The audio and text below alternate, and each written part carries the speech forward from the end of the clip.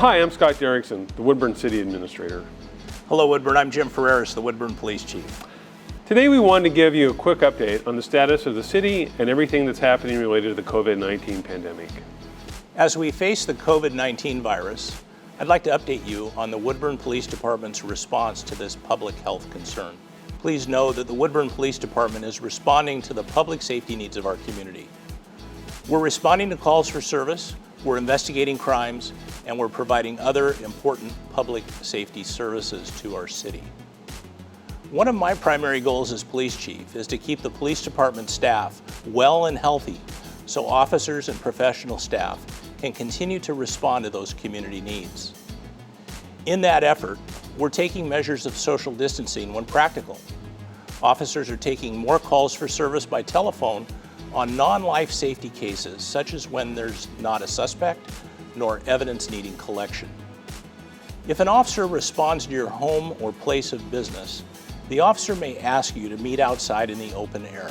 We've temporarily paused community engagement activities within the police department, like ride-alongs, coffee with a cop events, community gatherings, and meetings. We've also closed public access to our police station lobby. But in the event of an emergency, please call 911 as usual. But please do not call the police department with COVID-19 questions. Those questions can be answered by calling 211 and by visiting the City of Woodburn website. If you need non-emergency assistance from our records unit, or you need to speak to an officer, you can call our non-emergency number 503-982-2345 during business hours Monday through Friday.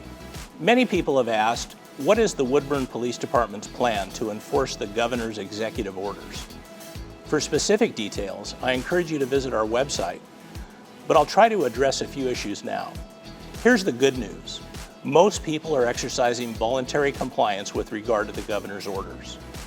The police department is taking an educate first approach on those orders. What that means is we will inform, advise, and warn people acting outside of the governor's orders.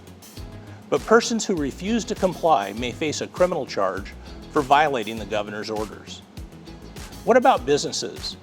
Businesses not in compliance with the governor's orders will face similar intervention, but will be reported to regulatory agencies such as the Oregon Liquor Control Commission, the Oregon Health Authority, the Oregon Department of Justice, the Occupational Health and Safety Administration, and the Bureau of Labor and Industries. Each of those agencies is positioned to levy a sanction for violations. I'd like to thank our sworn officers responding to calls for service and investigating crimes under difficult conditions, as well as our professional staff who support everything we do. While we're keeping our distance to keep everyone safe, we remain committed to protecting our city. Many people have asked how long City Hall will remain closed along with our aquatics and our park and recreational programming in the library.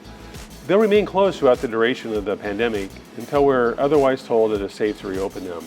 And I want to remind people utility bills can be paid on the phone, on the city's website, and if you live in senior estates, you can drop your payment off at the Senior Estates Clubhouse payment drop-off box. Although the city's facilities remain closed to the public, I want you to know that our staff continue to work and serve the public in this time. We're working hard behind the scenes, not only to ensure good public health, but we're also taking steps to ensure that the city can best be positioned to assist in the recovery after the pandemic.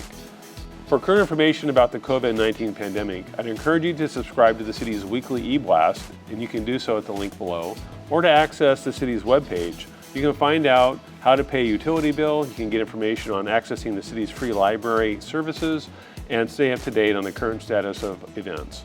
On behalf of the Woodburn City Council and all of us here at the City of Woodburn, we hope that you stay safe and healthy, and you continue to practice good sanitation and social distancing throughout the duration of this event.